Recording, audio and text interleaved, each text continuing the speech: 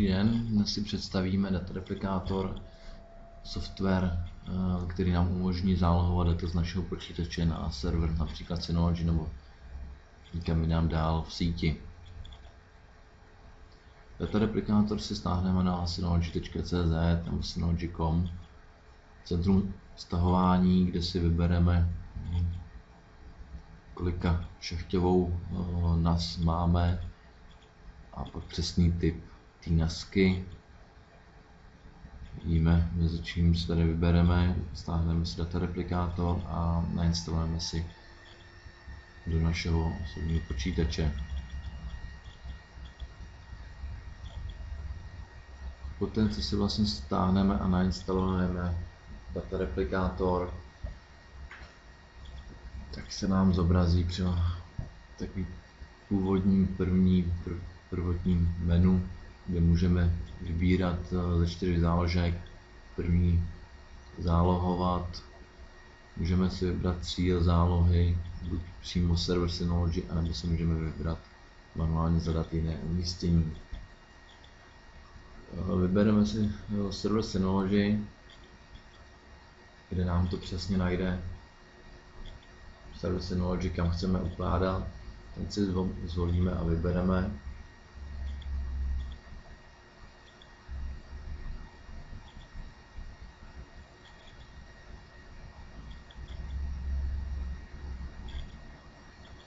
Dále si pak zadáme naše přihlašovací údaje na ten server, uživatelské jméno a heslo, abychom se pak nemuseli po každé přihlašovat při každé záloze.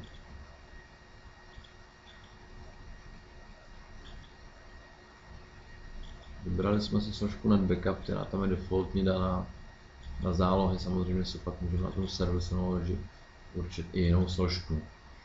Zaškrtli jsem si zálohu dokumentů, kde máme dole 3 záložky.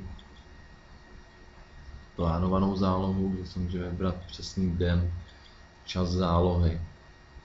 Synchronizace a okamžitá záloha. K synchronizaci se vrátím, si ukážeme okamžitou zálohu. Když klikneme na tlačítko okamžitá, tak samozřejmě proběhne hnedka záloha všech těch označených složek.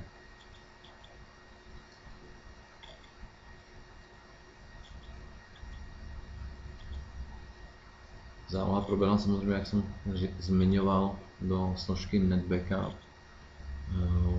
Ukážem si, že se vlastně to záloha se uloží pod názvem datumu, kdy záloha proběhla.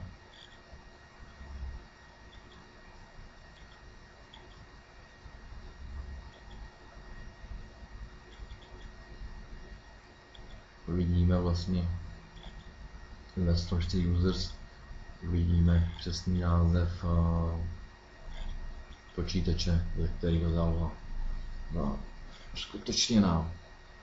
Zde můžeme vidět v možnostech, že můžeme nastavit i e-mailová upozornění, pokud záloha proběhla v pořádku či neproběhla v pořádku.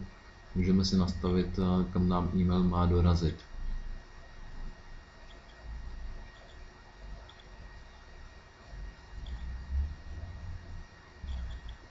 Dále tady v možnostech můžeme nastavit počet minulých verzí té zálohy, kolik se nám má ukládat složek s minulou verzí zálohy.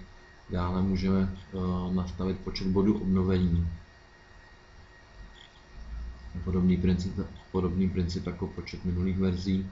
Můžeme si nastavit, jestli chceme spustit Data Replikátor automaticky při začátku počítače. Teď si ukážeme vlastně druhou zálohu, kdy jsem přidal k dokumentům i hudbu, kdy proběhne záloha a ve složce NetBackup nám přibude vlastně druhá složka s druhou zálohou.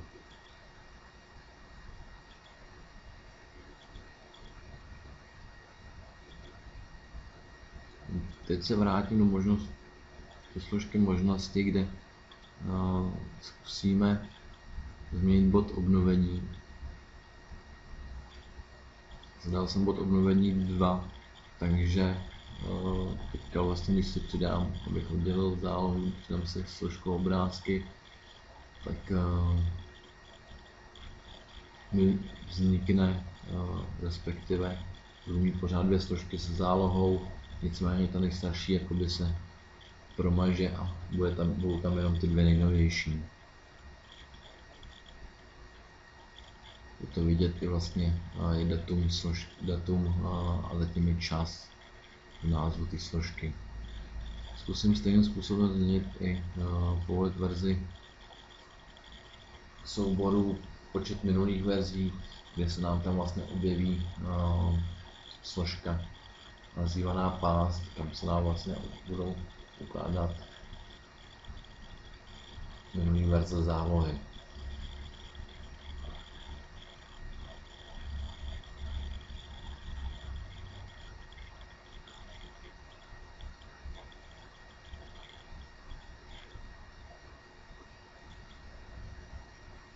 To uvidíme, jak jsem říkal, složka past. Takže s datareplikátorem je vlastně jednoduchá práce, je to rychlé zálohování, ostatní to dost práci, například s zálohou na DVDčka, na CDčka. Vidíme tady i vlastně protokol veškerý zálohy, například i chybové hlášky, tam výrazně červeně.